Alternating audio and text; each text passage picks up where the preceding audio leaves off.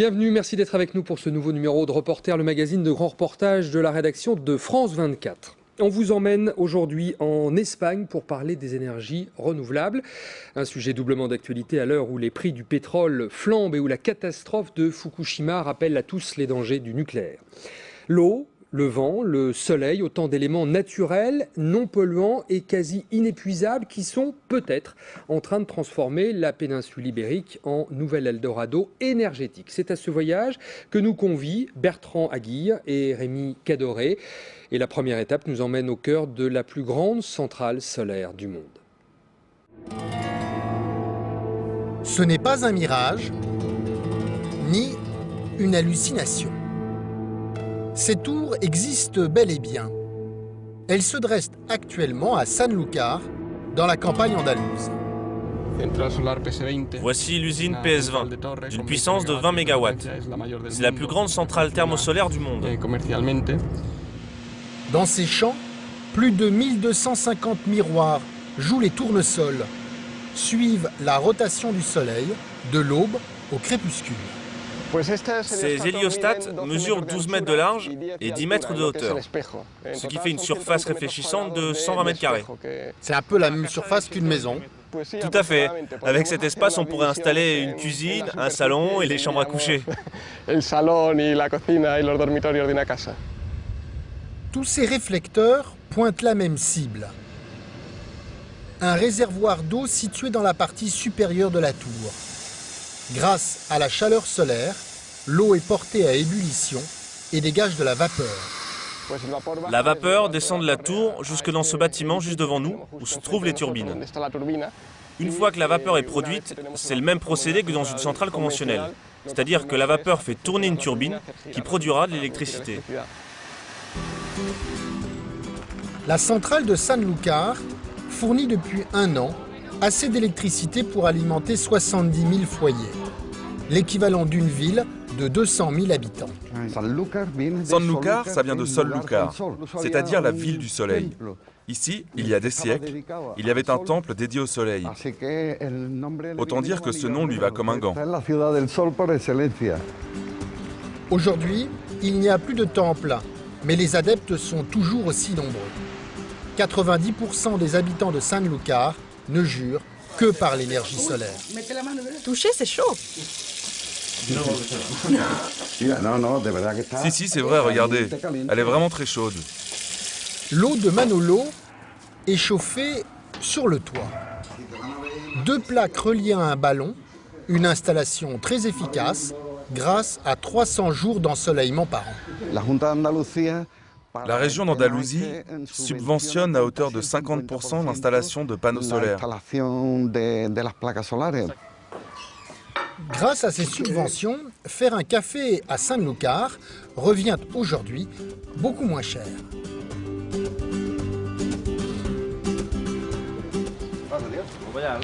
Juan et Pablo habitent également à Sanlúcar. Ils sont au chômage depuis 2 ans. On n'a pas de diplôme, pas de formation. On est les premières victimes de la crise et avec cette crise, on est les plus vulnérables. Ils suivent actuellement une formation technique d'installateur de plaques solaires. Pratiquement tous les élèves ici travaillaient dans le bâtiment, un secteur aujourd'hui totalement sinistré. Construction. Camionneur. On avait entendu parler des énergies renouvelables, mais grâce à cette formation, on va pouvoir évoluer. De toute façon, il faut qu'on se recycle. La région d'Andalousie et la municipalité de Sanlúcar en sont convaincus. Le solaire sera demain l'un des principaux pourvoyeurs d'emplois. On pense que 2400 emplois directs vont être créés liés à l'énergie solaire dans cette zone industrielle, celle qui est en train de se construire. Solande, c'est le projet de Monsieur le maire. Un pôle technologique regroupant plus de 100 entreprises liées à l'industrie solaire. On a commencé par exploiter 30 hectares, mais la superficie totale de la zone sera de 200 hectares. Salut, comment ça va? Et les candidats à l'installation ne manquent pas. Environ 100 millions d'euros d'origine privée ont déjà été levés pour financer la première tranche de construction. Dans moins d'1 an, ces champs auront totalement disparu. Nous sommes maintenant près de Valence avec Sergio Martin. Sergio est l'exemple type du succès de l'industrie solaire en Espagne. Construite sur d'anciennes terres agricoles, cette centrale photovoltaïque est la propriété d'investisseurs privés. L'énergie solaire est l'une des plus rentables aujourd'hui et le taux de croissance est toujours à 2 chiffres, entre 13 et 16%. Si Sergio et ses associés ont fait fortune, c'est surtout grâce à l'État espagnol. En effet, c'est lui qui subventionne le prix du kilowatt solaire pour en garantir le prix. À 150 km au sud de Madrid, le champ éolien de Maranchón s'étend sur 14 km. Avec 104 moulins plantés dans cette région quasi désertique, c'est l'un des plus grands parcs éoliens d'Europe. Ici, la densité de population est équivalente à la Sibérie, c'est-à-dire 1,9 habitants au kilomètre carré. Fernando Marchán dirige ce centre depuis sa création. Il a pour ambition d'en faire un modèle pour l'Europe. Une directive européenne préconise qu'en 2020, 20% de l'énergie produite devra être renouvelable. En Espagne, nous sommes sur le point d'atteindre cet objectif. 20 000 éoliennes ont été érigées en Espagne. C'est 3 fois plus qu'en France. En mars dernier, elles ont produit 21% de l'énergie du pays. Un pic historique qui a fait de l'éolien le premier fournisseur d'électricité du pays, juste devant l'énergie nucléaire. Le complexe éolien de Maranchón produit chaque année de l'énergie pour 590 000 habitants. Soit les villes de Lyon et de Rennes réunies. Mais l'avantage n'est pas qu'écologique. Pour la petite ville de Maranchón, c'est une source d'emploi. Fernando et Luis sont des enfants de la région. Ils font partie de la centaine d'habitants qui ont bénéficié de l'installation de l'entreprise. Mais le miracle est fragile, car le vent est parfois capricieux sur les collines de Maranchón. Les éoliennes fonctionnent avec un vent qui souffle entre 4 mètres par seconde et 25 mètres par seconde. Si le vent est inférieur à 4 mètres par seconde, il n'y a pas d'énergie produite. Et si le vent est supérieur à 25 mètres par seconde, les éoliennes s'arrêtent de fonctionner par mesure de sécurité. Des aléas climatiques difficiles à maîtriser. Pourtant, 2200 km plus au sud, une île a peut-être trouvé la solution. Dans l'archipel des Canaries, l'île de Hierro est constamment balayée par les vents.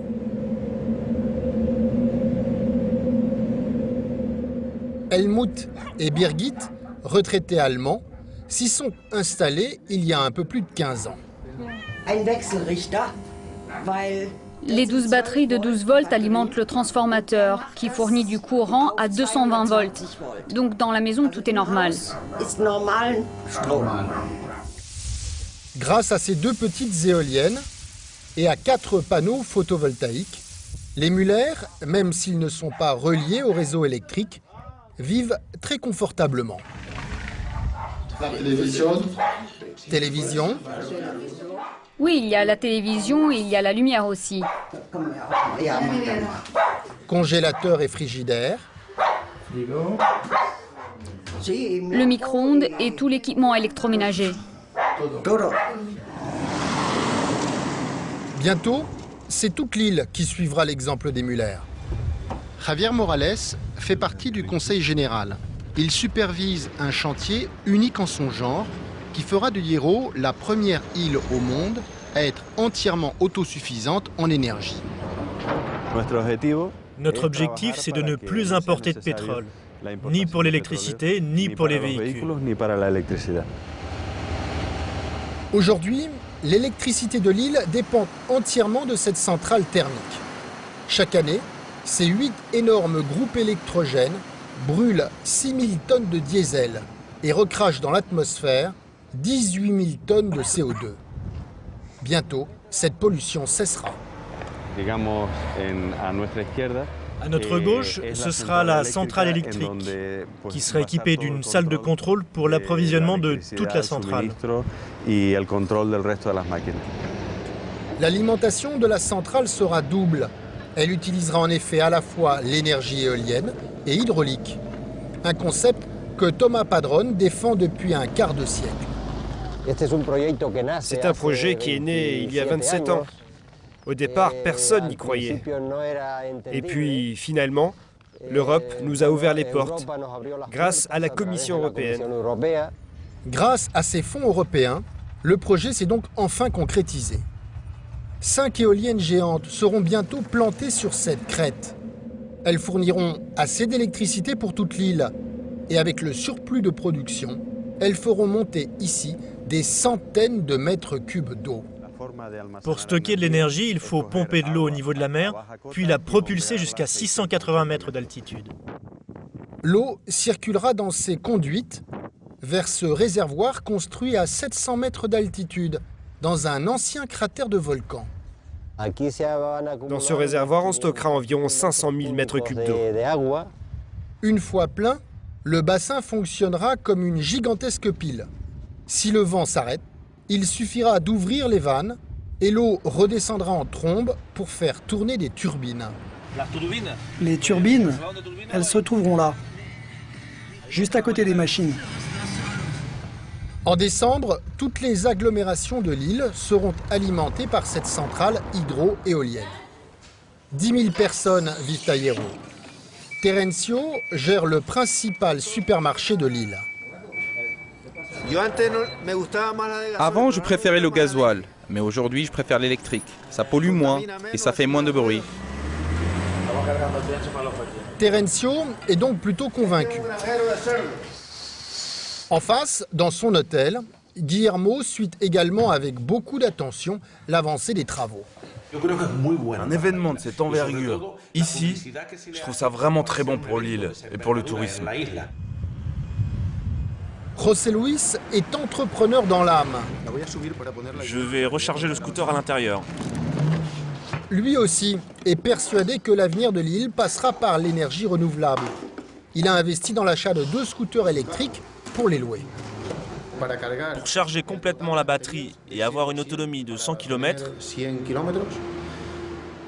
40 centimes.